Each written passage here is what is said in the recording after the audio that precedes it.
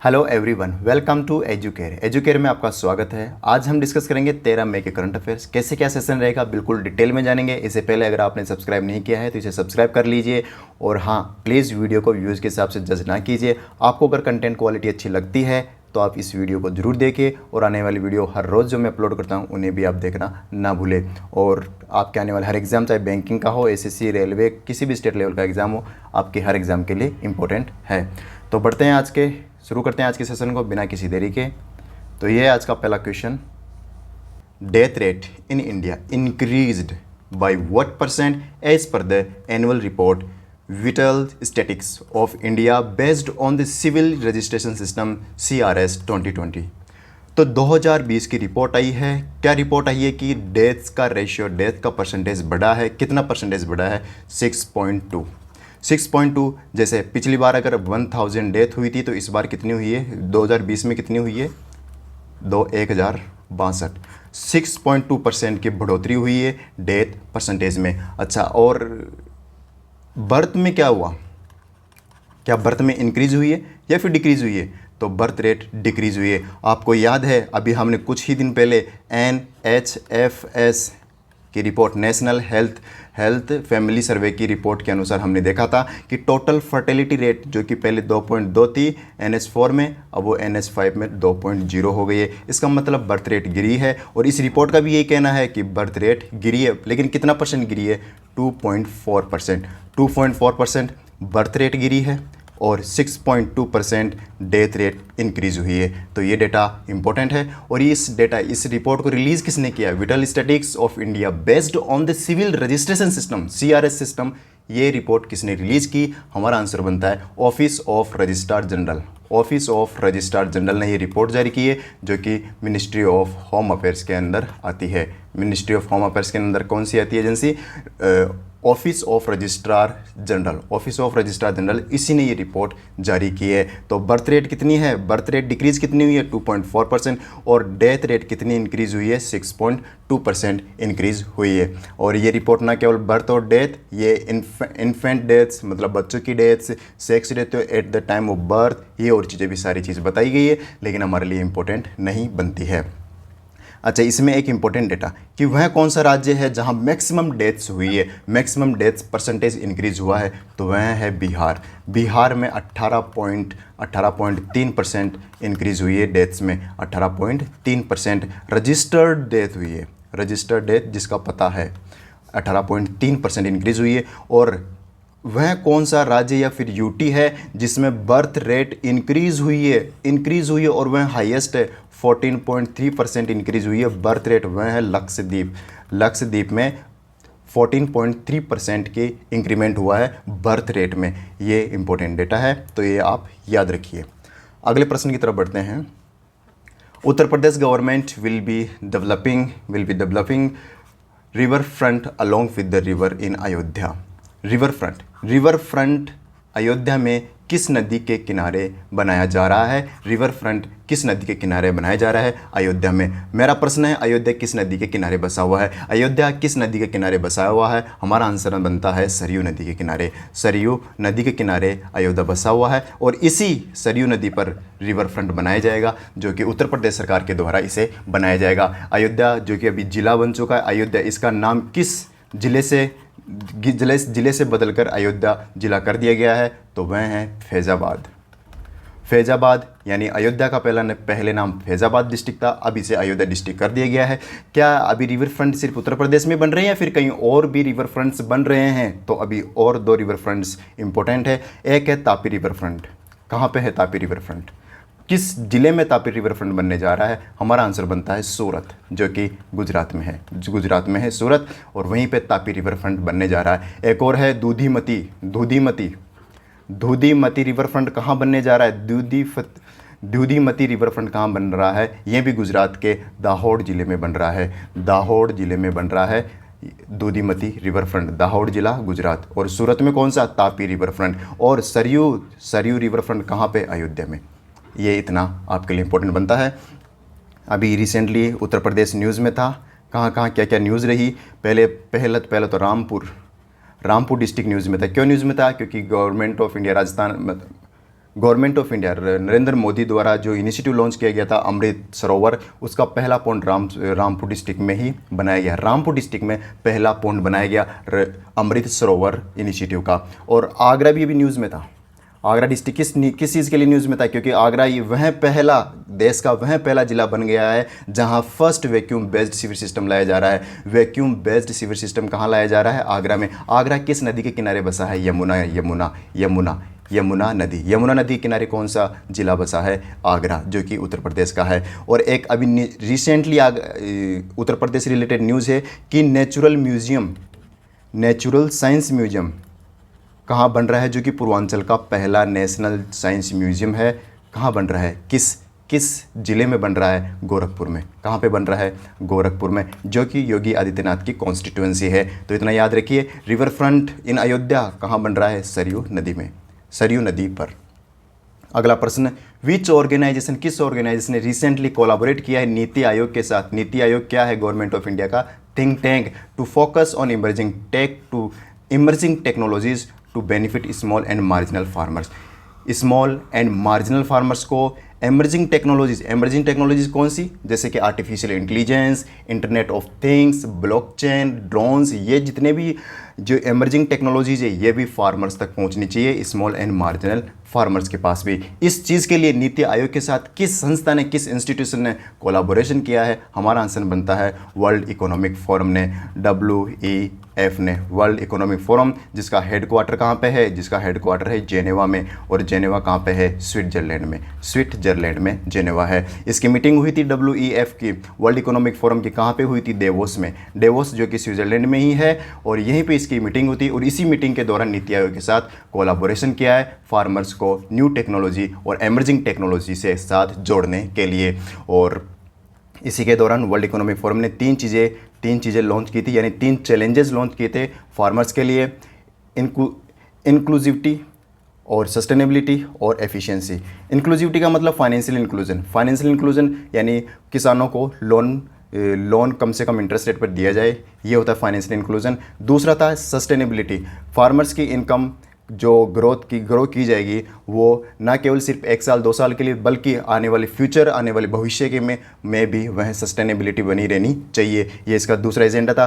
तीसरा एजेंडा था efficiency. Farmers का लगभग 40% जो प्रोडक्शन है वह वेस्ट हो जाता है, लेकिन ये 40% को कम से कम रिड्यूस करना चाहिए और इसकी फार्मर्स की एफिशिएंसी को बढ़ाना चाहिए। इसी के लिए एफिशिएंसी, ये 3 एजेंडा लॉन्च किया है वर्ल्ड इकोनॉमिक फोरम ने, और ये नीति आयोग के साथ मिलकर स्मॉल एंड मार्जिनल फार्मर्स को सपोर्ट करेंगे न्यू टेक्नोलॉजीज़ में।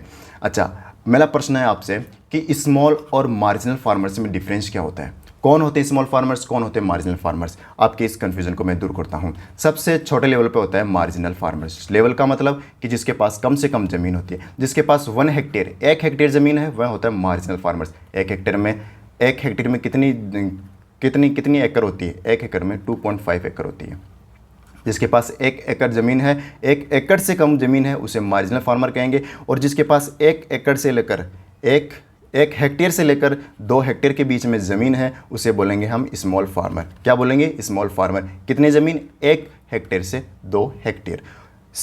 थर्ड नंबर पे आता है सेमी मीडियम। कौन होता है semi medium farmer? Semi medium farmer वो होता है जिसके पास 2 हेक्टेयर से लेकर 4 हेक्टेयर तक ज़मीन होगी। और फिर आता है मीडियम फार्मर कौन होगा? जिसके पास 4 हेक्टेयर से लेकर 10 हेक्टेयर तक की ज़मीन होगी, उसे हम मीडियम फार्मर बोलेंगे। फिर आएगा लार्ज फार्मर, जिसके पास 10 हेक्टेयर से ऊपर की ज़मीन होगी, उसे लार्ज कहेंगे।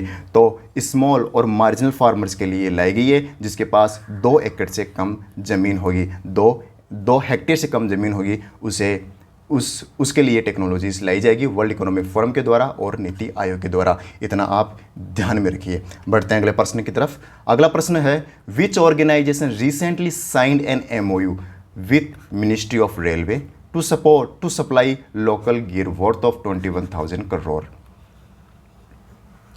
2100 करोड़ 2100 करोड़। तो 2100 करोड़ रुपए का एग्रीमेंट मिनिस्ट्री ऑफ रेलवे ने किसके साथ साइन किया है? हमारा आंसर बनता है CDOT के साथ, centre for development of telematics का क्या मतलब हुआ? ये जो सेक्टर से रिलेटेड सर्विस प्रोवाइड करवाता है। C dot, centre for development of telematics. और टेलीकॉम से रिलेटेड सर्विसेज किसे प्रोवाइड करेगा? रेलवे को। और इसी के लिए मिनिस्ट्री ऑफ रेलवे ने सी डॉट के साथ MOU साइन किया है। इससे पहले रेलवे जो है डिपार्टमेंट, वह किससे ये सुविधाएं ले रहा था? टेलीकॉम से। ये ले रहा था फॉरेन एजेंसी से।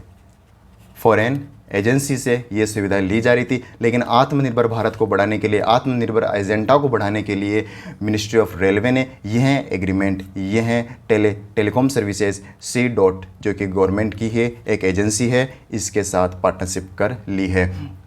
इससे क्या होगा? एक तो जो भी डेटा है रेलवे का, ना तो वो बाहर जाएगा, इंडिया की कंपनी इंडिया के पास रहेगा। बाहर की कंपनी से ये सॉल्यूशन ले रहे थे तो बाहर जा रहा था डेटा, तो एक तो वह रुकेगा, सिक्योरिटी बढ़ेगी, सेफ्टी बढ़ेगी काफ़ी। और दूसरी चीज़, इंडिजीनियस टेक्नोलॉजीज यूज़ होगी जो काफ़ी चीप है, सस्ती है, बजाय की फॉरेन टेक्नोलॉजीज़ के। तो काफ़ी फ़ायदा रहेगा रेलवे मिनिस्ट्री को, रेलवे डिपार्टमेंट को। तो याद रखिए, रेलवे मिनिस्ट्री ने सप्लाई टू लोकल गियर्स के लिए किसके साथ एग्रीमेंट साइन किया है? तो आंसर है सी डॉट के साथ, सी डॉट के साथ।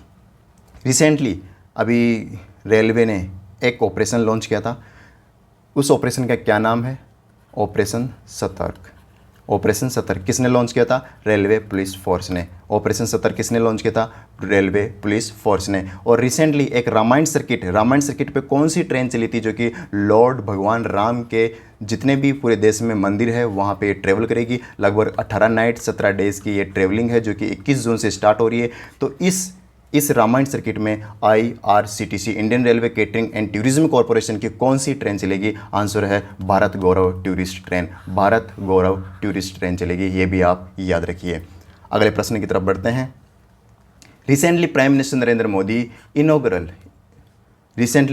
Narendra Modi addressed the inaugural ceremony of JITO connect 2022 in which of the following place? JITO, Jain international trade organisation, Jain international trade organisation, इसका कनेक्ट 2022 समिट हुआ था, वह किस जगह हुआ था? आंसर बनता है पुणे में यह आयोजित हुआ था। और ये इसलिए इंपॉर्टेंट बनता है क्योंकि इसे एड्रेस किसने किया था? प्राइम मिनिस्टर नरेंद्र मोदी ने।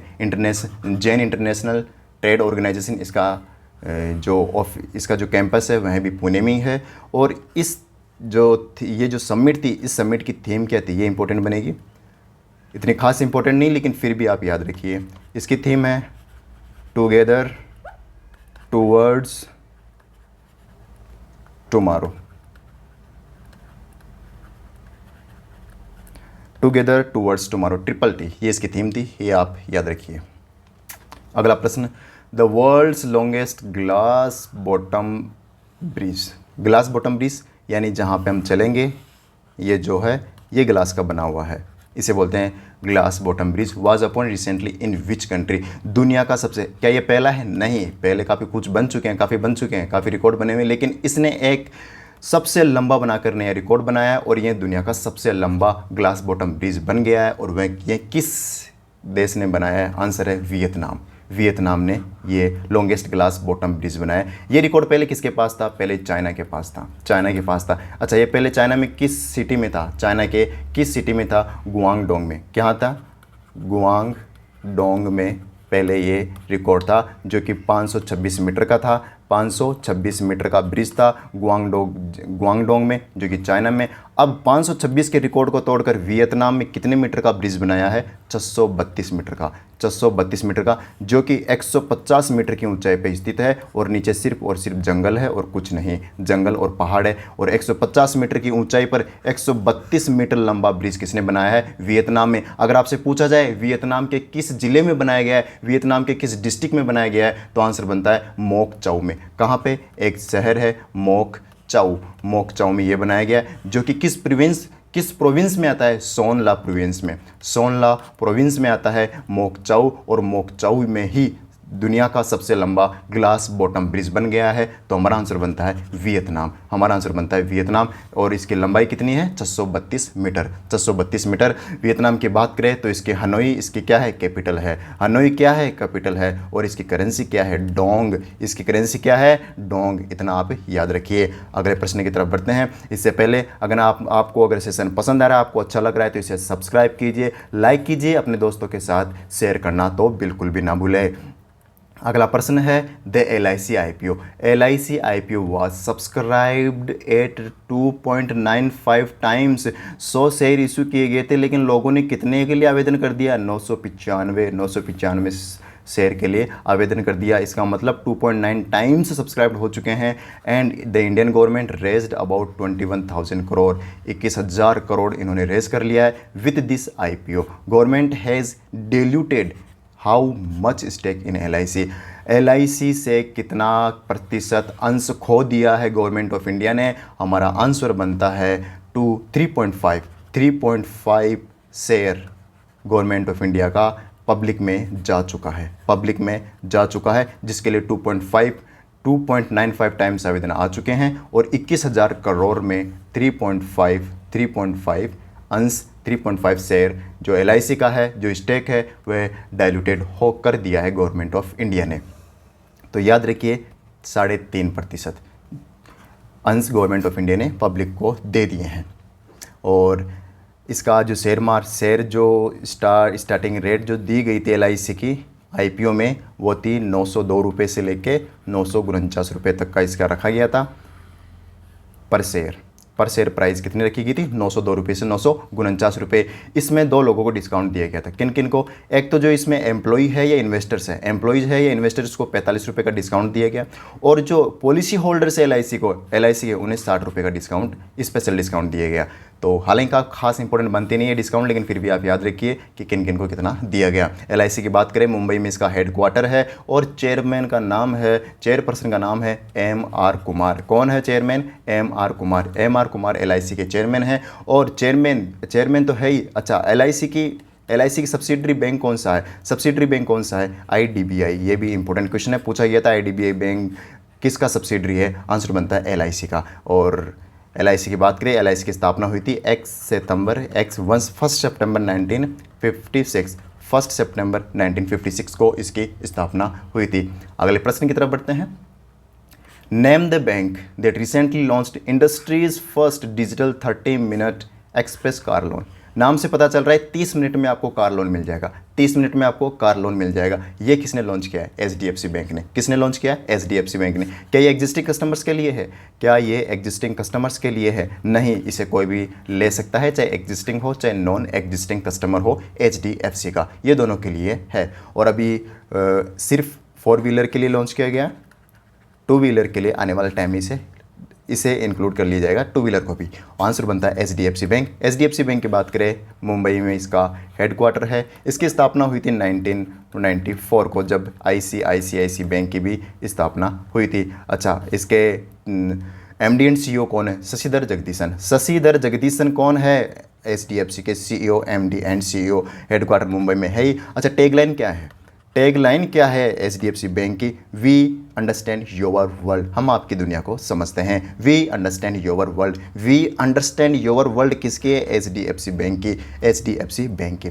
अगले प्रश्न की तरफ बढ़ते हैं। Name the personality who recently won Pulitzer prize. काफ़ी इंपॉर्टेंट प्राइज़ है, इंटरनेशनल लेवल का प्राइज़ है, शानदार प्राइज़ है।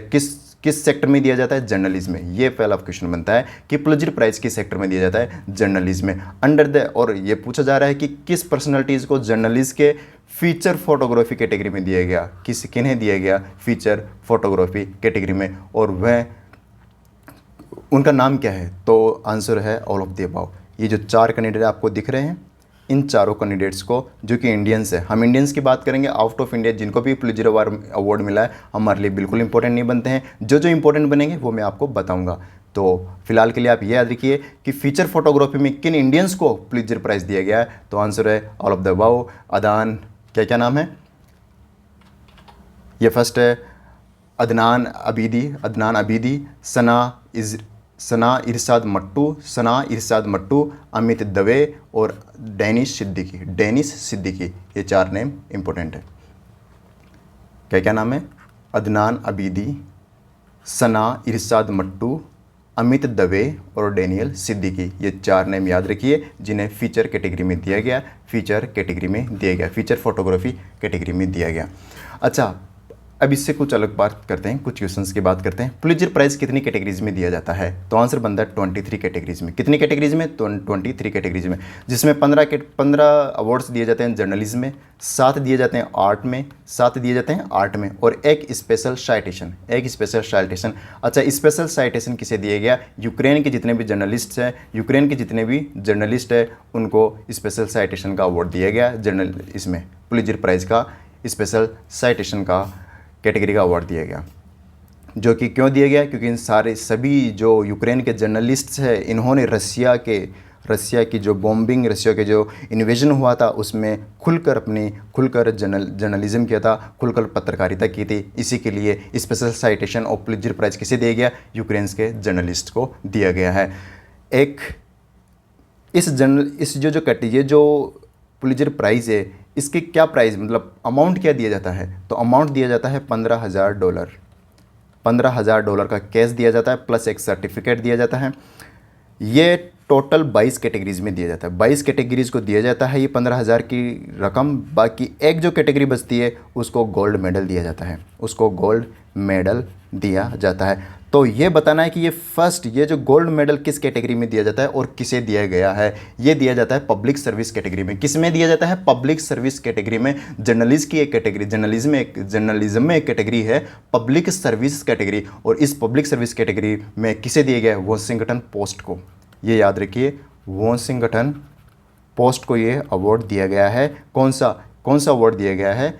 जर्नलिज्म का पब्लिक सर्विस कैटेगरी में, पब्लिक सर्विस कैटेगरी में गोल्ड मेडल दिया गया है। और बाकी सभी को 22 कैटेगरीज को $15,000 का कैश प्लस एक सर्टिफिकेट दिया जाता है। इतना आप याद रखिए। आपसे इंपॉर्टेंट क्वेश्चन तो अब पूछने वाला हूँ इस क्वेश्चन से। पुलित्जर प्राइज़ की स्थापना कब हुई थी? 1997 को। किसने की थी? सेकंड क्वेश्चन, किसने की थी? Joseph Pulitzer. सरनेम में ही नेम छिपा है, जोसेफ पुलित्जर। जोसेफ पुलित्जर ने इसकी स्थापना की थी 1917 को। अच्छा, जोसेफ कहाँ से हैं? क्या ये अमेरिका से हैं? क्या ये हंगरी से हैं? नहीं, ये दोनों देश से हैं। हंगेरियन अमेरिकन है जोसेफ, हंगेरियन अमेरिकन जर्नलिस्ट थे जोसेफ पुलित्जर, और इन्होंने इसकी स्थापना की थी। इतना आप इसमें याद रखिए। बढ़ते हैं अगले प्रश्न की तरफ। Who authored the book? क्या नाम है बुक का? The struggle for police reform in India. The struggle for police reform in India was released by Vice President of India M. Venkaiah Naidu.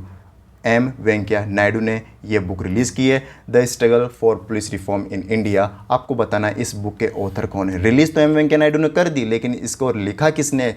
इसके ऑथर कौन है? इसके ऑथर है Prakash Singh. Option number C, Prakash Singh ने the struggle for the police reform in India book लिखी है। और release किसने किया? एम वेंकैया नायडू ने, इसलिए इंपॉर्टेंट बनती है। रिसेंटली 2 बुक इंपॉर्टेंट है आपके लिए जो रिसेंटली लॉन्च की गई थी। एक बुक का नाम है चाइनीज स्पाई। ये बुक किसने लिखी थी? ये बुक लिखी थी फ्रेंच ऑथर जिसका नाम है रोजर फालीगोट। रोजर फालीगोट ने कौन सी बुक लिखी थी? Chinese spy. और एक बुक का नाम है not just a night watchman, my innings in the BCCI। ये बुक किसने लिखी? ये आपको बताना है कि not just a night watchman, my innings in the BCCI book किसने लिखी? हमारा आंसर बनता है विनोद राय ने। विनोद राय कौन थे? विनोद राय थे farmer CAG, controller audit general. कौन थे कंट्रोलर ऑडिट जनरल? फॉर्मर, जो कि 11वें नंबर के जनरल थे, और विनोद राय इन्होंने ही ये बुक लिखी थी। क्या नाम है? Not just a night watchman, my innings in the BCCI book इन्होंने ही लिखी है। अगले प्रश्न की तरफ बढ़ते हैं। Which state recently got the largest solar power project? Largest क्या पूरे इंडिया का लार्जेस्ट या पूरे वर्ल्ड का लार्जेस्ट? नहीं, इस स्टेट का ही लार्जेस्ट। कितना? 90 megawatt. Was commissioned by Azzur power के दौरान 90 मेगावाट का सोलर पावर प्रोजेक्ट लगाया जाएगा, और वह आसाम का सबसे बड़ा पावर प्रोजेक्ट है सोलर पावर प्रोजेक्ट 90 मेगावाट का। और कौन लगा रहा है? Azzur power. ये भी इंपॉर्टेंट बनता है। आसाम की बात करें, दिसपुर इसकी कैपिटल है। क्या है कैपिटल आसाम की? दिसपुर। अच्छा, इसके चीफ मिनिस्टर कौन है? कौन बताएगा इसके चीफ मिनिस्टर? हिमंता बिस्वा शर्मा। और गवर्नर कौन है? ये इंपॉर्टेंट भी है। गवर्नर कौन है? जगदीश मुखी यहाँ के गवर्नर है। ये भी आप ध्यान रखिए। आसाम की बात करें, आसाम में कितने नेशनल पार्क हैं? आज स्टैटिक की बात करते हैं असम से रिलेटेड, तो इसमें 7 नेशनल पार्क है। कितने नेशनल पार्क है? 7 नेशनल पार्क है। क्या अपन नाम डिटेल में जान सकते हैं? यस। पहला है काजीरंगा, काजीरंगा। दूसरा है मानस। तीसरा है औरंग। चौथा है दिब्रू साइखोवा, दिब्रू साइखोवा। फोर्थ ये हो गया। फिफ्थ है रायमोना, रायमोना नेशनल पार्क कहाँ पे है? आसाम में है। चौथा है 6th नंबर का है नामेरी, नामेरी नेशनल पार्क कहाँ पे है? आसाम में। और फिर लास्ट है नामदफा, नामदफा कहाँ पे है? आसाम में। तो काजीरंगा, मानस, औरंग, दिब्रू साइखोवा, रायमोना, नामेरी और नामदफा, ये नेशनल पार्क याद रखिए कहाँ पे है? आसाम में है। एक बार फिर से रिवाइज करता हूँ। काजीरंगा, मानस, औरंग, दिब्रू साइखोवा, रायमोना, नामेरी और नामदफा, ये नेशनल पार्क 7 के 7 नेशनल पार्क याद रखिए। कोई सा भी पूछा जा सकता है। ये कहाँ पे है? आसाम में स्थित है। आसाम का एक जिला है जोरहाट। कौन सा है? जोरहाट। अभी न्यूज़ में था, कोई बता सकता है क्यों न्यूज़ में था? क्योंकि यहाँ पे प्योर ग्रीन हाइड्रोजन प्लांट बनाया जा रहा है। प्योर ग्रीन हाइड्रोजन प्लांट कहाँ बनाया जा रहा है? जोरहाट डिस्ट्रिक्ट में। ये कहाँ पर है? आसाम में है। और ये जो प्योर ग्रीन हाइड्रोजन प्लांट है, ये बना कौन रहा है? Oil India limited. कौन बना रहा है? Oil India limited. अगला प्रश्न की तरफ बढ़ते हैं। Which organisation has launched the energy plan of action towards 2025? Energy plan of action towards 2025। और सेकेंड रिपोर्ट है energy compact action network, energy compact action network. आपको बताना है कि ये दोनों रिपोर्ट्स, ये दोनों किसने लॉन्च किए? हमारा आंसर बनता है यूनाइटेड नेशंस। यूनाइटेड नेशंस ने, यूएन ने ये रिपोर्ट रिलीज़ की है, जिसका हेडक्वार्टर कहाँ पे है? न्यूयॉर्क में। कहाँ पे है? न्यूयॉर्क में। अच्छा, clean energy plan for of action towards 2025, इसका क्या मतलब हुआ कि एनर्जी प्लान के रिगार्डिंग 2025 के क्या क्या टारगेट सेट किए हैं यूएन ने। इसका जो रिपोर्ट का मकसद ये है। अब पहले बात करते हैं क्या क्या कमिटमेंट किया है 2025 से पहले यूएन क्या क्या करना चाहता है। पहला, 50 करोड़ लोगों को क्लीन इलेक्ट्रिसिटी प्रोवाइड करना। कितने लोगों को? 50 करोड़ लोगों को। दूसरा, 100 करोड़ लोगों को क्लीन कुकिंग सॉल्यूशन प्रोवाइड करना। अभी भी लोग ट्रेडिशनल यूज़ कर रहे हैं, अभी भी वो ईंधन यूज़ कर रहे हैं जिससे कार्बन उत्सर्जन होता है, एनवायरनमेंट को हानि पहुंचाते हैं। तो 100 करोड़ लोगों को क्लीन कुकिंग सॉल्यूशन प्रोवाइड करने का टारगेट है 2025 से पहले। और 2025 से पहले जितना भी रिन्यूएबल अभी कैपेसिटी प्रोडक्शन हो रहा है रिन्यूएबल एनर्जी का, उसको जस्ट डबल किया जाएगा 2025 तक। जैसे भारत में 49% गीगावाट का सोलर एनर्जी का प्रोडक्शन हो रहा है, तो इसे डबल करके 98 किया जाएगा 2025 तक। पूरे ये यूएन का टारगेट है। अगला टारगेट क्या है?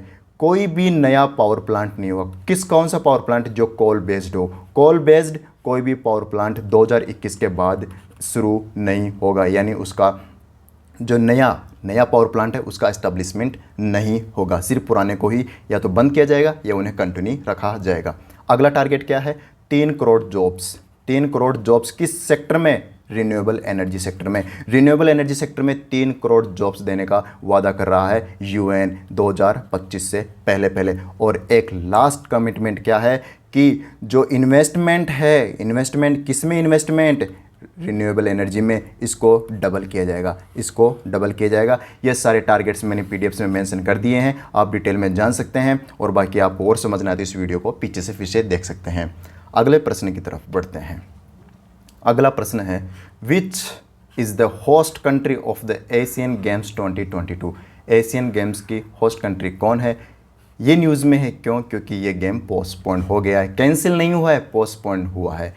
कुछ दिनों बाद ये जो शेड्यूल था उससे आगे कर दिया गया एशियन गेम्स 2022। तो आपको बताना है कि ये एशियन गेम्स कहाँ आयोजित होने जा रहे हैं। आंसर बनता है चाइना। चाइना वह देश है जो एशियन गेम्स को तीसरी बार होस्ट कर रहा है।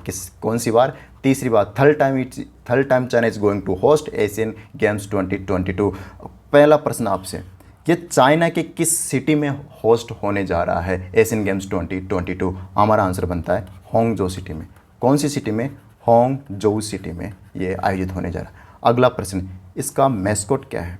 एशियन गेम्स का मैस्कॉट क्या है? नॉर्मल गेम्स का क्या है? और पैरा गेम्स का क्या है? पैरा गेम्स का है फेई फेई। पैरा गेम्स का क्या है? Fei Fei. नॉर्मल गेम्स का है स्मार्ट ट्रिपलेट। क्या है? Smart triplet. स्मार्ट ट्रिपलेट किसका है, नॉर्मल गेम्स का है, और फेई फेई किसका है, पैरा गेम्स का है। तो ये दो मैस्कट आप याद रखिए, स्मार्ट ट्रिपलेट और फेई फेई। आपसे एक प्रश्न है कि एशियन गेम्स 2022 का मोटो क्या है? मोटो क्या है? मोटो है heart to heart, heart to heart at the rate failure, sorry failure नहीं, future, heart to heart at the rate future, heart to heart at the rate future, ये एशियन गेम्स 22 का मोटो है। ये आपको याद रखना जरूरी है, heart to heart at the rate future. ये तो हो गया 2022 का, कहाँ पे होगा? चाइना में। अच्छा, 2026 का एशियन गेम्स कहाँ होगा? ये भी इंपॉर्टेंट है। 2026 का एशियन गेम्स कहाँ आयोजित होगा? ये होगा जापान में, और जापान के भी किस शहर में, किस सिटी में? नगोया में। कहाँ पे होगा? नगोया में 2026 वाला एशियन गेम्स आयोजित होगा, और वह जापान में है, और 2022 वाला चाइना में होगा। ये चाइना में होगा। मैस्कोट की बात हुई थी, कुछ मैस्कोट अभी रिसेंट न्यूज़ में थे। एक तो अभी हमने रिसेंटली पढ़ा है धाकड़।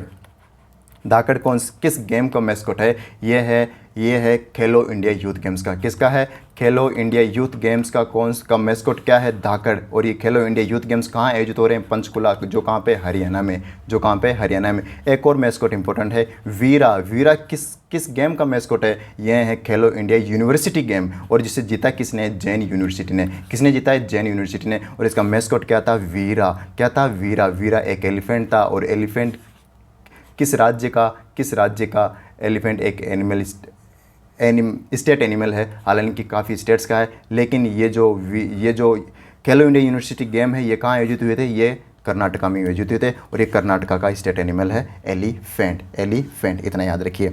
कुछ इंटरनेशनल गेम्स जो अभी रिसेंट में न्यूज़ में थे, जैसे रेसलिंग, एशियन रेसलिंग चैंपियनशिप कहाँ पे हुई? एशियन रेसलिंग चैंपियनशिप 2022 वाली कहाँ आयोजित थी? पहला प्रश्न। सेकंड प्रश्न, आर्चरी वर्ल्ड कप कहाँ आयोजित हुआ? आर्चरी वर्ल्ड कप 2022 कहाँ आयोजित हुआ? तीसरा प्रश्न, बैडमिंटन एशियन चैंपियनशिप कहाँ हुई? बैडमिंटन एशियन चैंपियनशिप 2022 कहाँ हुई?